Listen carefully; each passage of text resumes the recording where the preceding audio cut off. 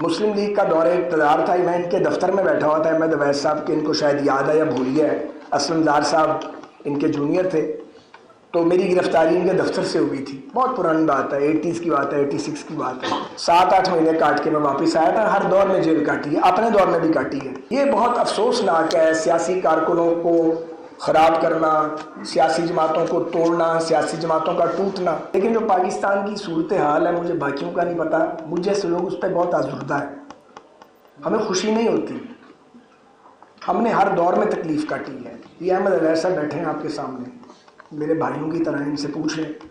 مسلم league کا دور اقتدار تھا، میں ان کے دفتر میں بیٹھا ہوا تھا، احمد اویس صاحب کے، ان کو شاید یاد ہے یا بھول گیا ہے، اسلم دار صاحب ان کے جونیئر تھے، تو میری گرفتاری ان کے دفتر سے ہوئی تھی، بہت پرانی بات ہے، 80s کی بات ہے، 86 کی بات ہے، 7-8 مہینے کاٹ کے میں واپس آیا تھا۔ ہر دور میں جیل کاٹی ہے، اپنے دور میں بھی کاٹی ہے، کسی دور میں مفر نہیں ہے۔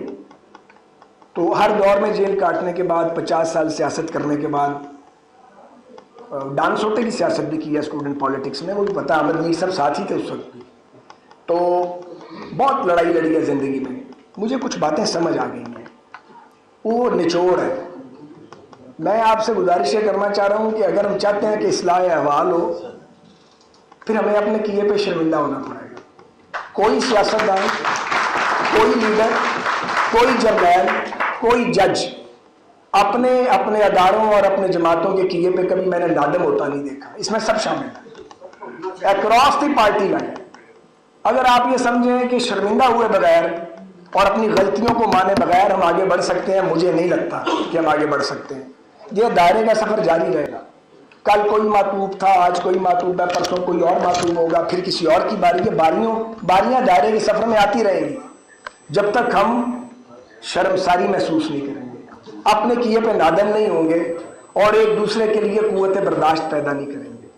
جب تک ہم ایک دوسرے کو برداشت نہیں کریں گے، مخالفانہ جو موقف ہے اس کو ہم سننے کی صلاحیت اور سکت جو ہے وہ نہیں رکھیں گے، یقین کریں ہم ایک دوسرے سے دست و گریبان رہیں گے اور یہ ریاست ہچکولے کھاتی رہے گی، اور مسلسل ایک زلزلہ ہے جو ختم ہونے میں نہیں آ رہا، وہ جاری رہے گا۔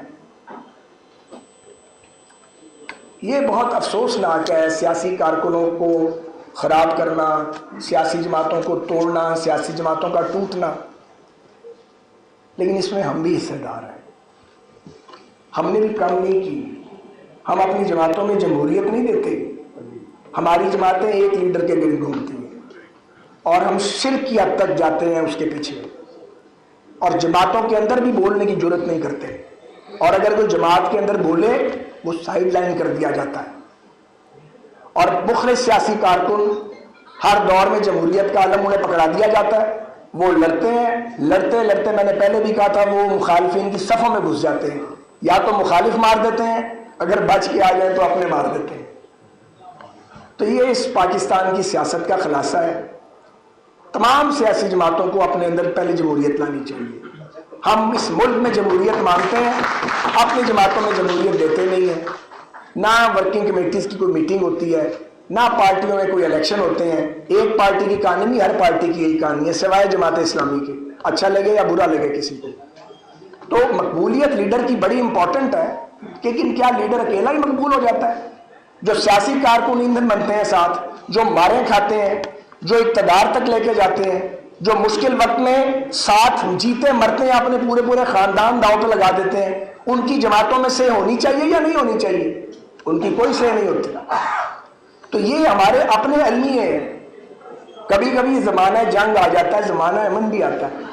جب سیاسی جماعتوں پہ زمانہ امن آتا ہے ہم اس وقت کو ضائع کر دیتے ہیں، وہ ہم اپنے مخالفین کو گھسیٹنے اور رگیدنے میں مصروف ہوتے ہیں۔ جو بھی یہ سمجھتا ہے، آج یہ سمجھتا ہے یا کل ماضی میں یہ سمجھتا تھا کہ وہ اپنے مخالف کا سر قلم کر کے وہ آگے بڑھ جائے گا، اسے پتہ ہونا چاہیے کہ اس کا اپنا بھی سر قلم ہوگا۔ قانون قدرت کو ہم روک نہیں سکتے۔ سو اگر پاکستان کو ہم بحرانوں سے نکالنا چاہتے ہیں، اور اگر ہم چاہتے ہیں کہ حامد میر صاحب کی سوچ کے مطابق اس ملک میں آئین، قانون اور جمہور کی حکمرانی ہو، تو پھر یہ لازم ہے کہ ہم ایک دوسرے کو برداشت کرنے کا مادہ پیدا کریں، مزاحمت کی سیاست کریں، لیکن اس کے اندر تدبر اور فراست بھی ہونا چاہیے۔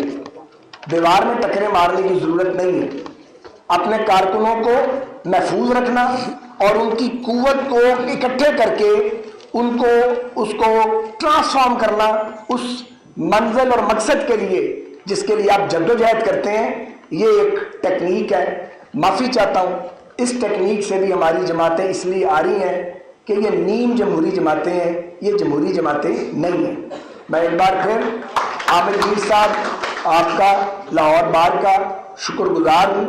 یہ ہال چھوٹا ضرور ہے، لیکن یہ صرف سائز میں چھوٹا ہے، لیکن یہ بہت اہم جگہ ہے، یہ بڑی تاریخی جگہ ہے۔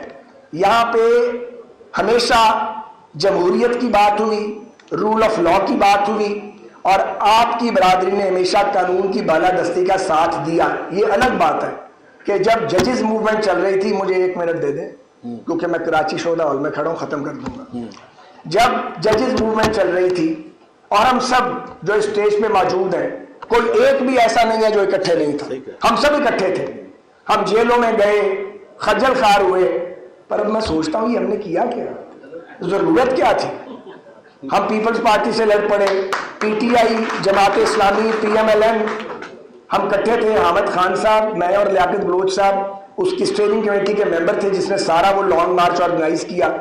سب نے جدوجہد کی، سب کا حصہ عدلیہ کی بحالی میں۔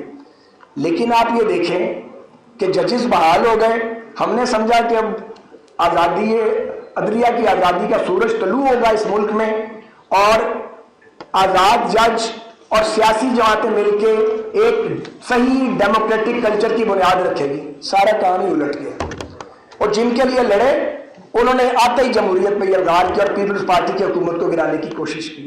بہرحال ہمارے علمی ہیں، ہمیں اپنے علمیوں سے سبق سیکھنا چاہیے، اور ہمیں ایک دوسرے کی بے عزتی سے گریز کرنا چاہیے، اور ایک دوسرے کے وجود کو ماننا چاہیے۔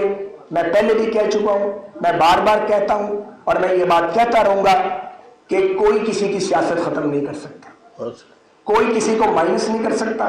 سیاسی جماعتیں حقیقتیں ہوتی ہیں، ہم ایک دوسرے کو ریگنے کے لیے، ایک دوسرے کو خراب کرنے کے لیے، اور دوسرے کے پاؤں کاٹ کے اپنا قد بلند کرنے کے لیے ہم سب نے یہ حرکتیں کی ہیں۔ ہم مل جاتے ہیں، حرکتیں کرتے ہیں، لیکن پاکستان میں دائرے کا سفر جاری ہے۔